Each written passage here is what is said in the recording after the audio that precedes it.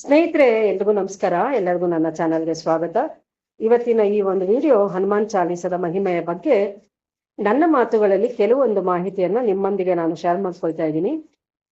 ಶ್ರೀರಾಮಚಂದ್ರನ ಪರಮ ಭಕ್ತನಾದ ಆಂಜನೇಯನನ್ನು ಸ್ತುತಿಸುವ ಅಥವಾ ಹನುಮಂತನನ್ನು ಪಠಿಸುವ 40 ಶರಣಗಳುಳ್ಳ ಈ ಒಂದು ಗೀತೆಯೇ ಹನುಮಾನ್ ಚಾಲೀಸ ಅಂತ ನಾವು ಕರಿತೀವಿ.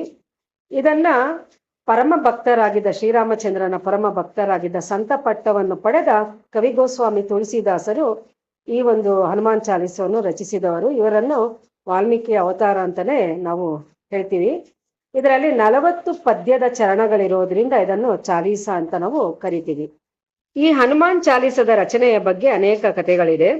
ತುಳಸಿದಾಸರು ಆಂಜನೇಯನನ್ನು ಪ್ರತ್ಯಕ್ಷವಾಗಿ ನೋಡಿದ್ದಾರೆಂದು ಹೇಳಲಾಗಿದೆ. ತಮ್ಮ ಜೀವಿತಾವಧಿಯ ಹೆಚ್ಚಿನ ಅವರು ಸಮಯವನ್ನು ವಾರಣಾಸಿಯಲ್ಲಿ ಕಳೆದು ಅಲ್ಲೇ ಹನುಮಂತನನ್ನು ಕೂಡ ಕಂಡರು ಎಂಬ ಮಾತಿದೆ. ಅಂತೆಯೇ ಅಲ್ಲಿ ಸಂಕಟ ಮೋಚನ ದೇವಸ್ಥಾನ ಕೂಡ ನಿರ್ಮಿಸಿದ್ದಾರೆ ಅಂತ ಹೇಳಲಾಗಿದೆ. ತುಳಸಿದಾಸರು ವಾಲ್ಮೀಕಿ ಮಹರ್ಷಿಯ ಅವತಾರ ಅಂತ ಕೂಡ ಹೇಳಲಾಗಿದೆ.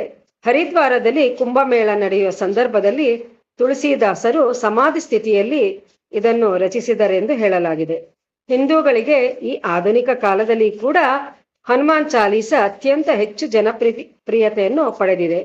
ಕೆಲವರು ಪ್ರತಿದಿನ ಕೂಡ ಈ ಪ್ರಾರ್ಥನೆಯನ್ನು ಹೇಳುತ್ತಾರೆ ಅಥವಾ ಪ್ರತಿ ವಾರ, ಸಾಮಾನ್ಯವಾಗಿ ಮಂಗಳವಾರ, ಶನಿವಾರ ಮತ್ತು ಭಾನುವಾರಗಳಂದು ಈ ಒಂದು ಹನುಮಾನ್ ಚಾಲೀಸವನ್ನು ಪಠಿಸುತ್ತಾರೆ. ಹನುಮಾನ್ ಚಾಲೀಸದಲ್ಲಿರುವ 28ರಲ್ಲಿ ಹೇಳುವಂತೆ, ಅಂದರೆ 28ನೇ ಒಂದು ಪದ್ಯ ಯಾವುದಿದೆ, ಅವರು ಮನೋರಥ ಜೋ ಕೊಯಿಲಾವೈ ತಾಸು ಅಮಿತ ಜೀವನ ಫಲಪಾವೈ. ಈ ಒಂದು 28ರ ಪದ್ಯದಲ್ಲಿ ಹೇಳುವಂತೆ, ಯಾವ ವ್ಯಕ್ತಿ ಹನುಮಾನ್ ಚಾಲೀಸವನ್ನು 100 ದಿನಗಳಿಗೆ 1000 ಬಾರಿ ಹೇಳುವನೋ ಅವನು ಹುಟ್ಟು ಮತ್ತು ಸಾವುಗಳ ಚಕ್ರದಿಂದ ಮುಕ್ತನಾಗಿ ದಿವ್ಯವಾದ ಮಹಾಸುಖವನ್ನು ಹೊಂದುತ್ತಾನೆ ಅಂತ ಶಾಸ್ತ್ರ ಹೇಳುತ್ತೆ. ಹಾಗೆ ಇದರಲ್ಲಿರುವಂತಹ ಒಂದೊಂದು ಪದ್ಯವೂ ಕೂಡ ಒಂದೊಂದು ಆಶೀರ್ವಾದವನ್ನು ನೀಡುತ್ತದೆ.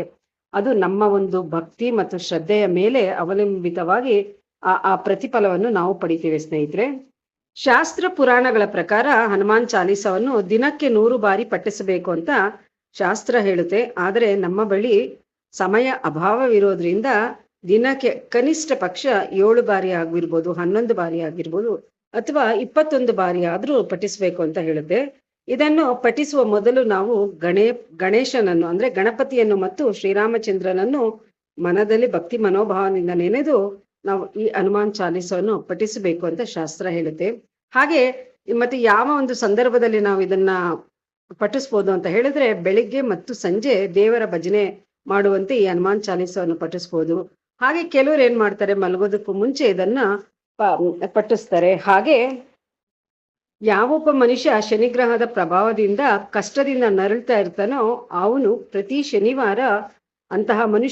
ಶನಿವಾರ ರಾತ್ರಿ 8 ಬಾರಿ ಹನುಮಾನ್ ಚಾಲೀಸವನ್ನು ಮಲಗೋದಕ್ಕೂ ಮುಂಚೆ ಪಠಿಸ್ಬೇಕು ಅಂತ ಕೂಡ ಶಾಸ್ತ್ರ ಹೇಳುತ್ತೆ. ಈ ರೀತಿ ಮಾಡೋದ್ರಿಂದ ನಾವು ಯಾವುದೇ ರೀತಿಯಾದಂತಹ ವಿಪತ್ತಿನಿಂದ ನಾವು ಪಾರಾಗಬಹುದು ಮತ್ತೆ ಹನುಮಂತನ ಆಶೀರ್ವಾದವನ್ನು ಪಡಿಬಹುದು ಅಂತ ಜ್ಯೋತಿಷ್ ಶಾಸ್ತ್ರ ಹೇಳಿದೆ. ಸ್ನೇಹಿತರೆ, ನಂಬಿಕೆಯ ಪ್ರಕಾರ ಹನುಮಾನ್ ಚಾಲೀಸ ಪಠಿಸಿದರೆ ನಮ್ಮಲ್ಲಿ ಕಂಪನ ಉಂಟಾಗುತ್ತೆ. ನಮ್ಮಲ್ಲಿರುವ ಈ ನಕಾರಾತ್ಮಕ ಆಲೋಚನೆಯನ್ನು ಹೋಗಲಾಡಿಸಲು ಹನುಮಾನ್ ಚಾಲೀಸ ಪಠನೆ ಉತ್ತಮವಾದಂತಹ ಒಂದು ಮಾರ್ಗ ಅಂತಾನೆ ಹೇಳ್ಬೋದು.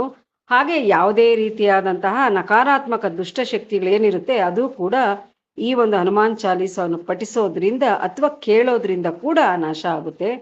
ಹಾಗೆ ಶನಿ ಮತ್ತು ಮಂಗಳ ಗ್ರಹದ ಕ್ಲೇಶವಿದ್ದಾಗ ಇದನ್ನು ಪಠಿಸೋದ್ರಿಂದ ಧನಾತ್ಮಕವಾದ ಪರಿಣಾಮವನ್ನು ನಾವು ವಾನರ ರೂಪದ ಹನುಮಂತ ಶ್ರೀರಾಮಚಂದ್ರನ ಪರಮ ಭಕ್ತ, ಶಿವನ ಸದೃಢತೆ, ಧೈರ್ಯ, ಸಂಪತ್ತು, ರಾಮನೊಂದಿಗೆ ಆಪ್ತತೆ ಮುಂತಾದವು ಹನುಮಾನ್ ಚಾಲೀಸ ಒಳಗೊಂಡಿದೆ. ಸ್ನೇಹಿತರೆ, ಹನುಮಾನ್ ಚಾಲೀಸವನ್ನು ಕಲಿಯೋದು ತುಂಬಾ ಏನು ಕಷ್ಟ ಅಲ್ಲ ಸ್ನೇಹಿತರೆ. ಚಿಕ್ಕ ಮಕ್ಕಳು, 4 ವರ್ಷದ ಮಗು ಕೂಡ ಹನುಮಾನ್ ಚಾಲೀಸವನ್ನು ಸುಲಲಿತವಾಗಿ ಹಾಡಬಹುದು.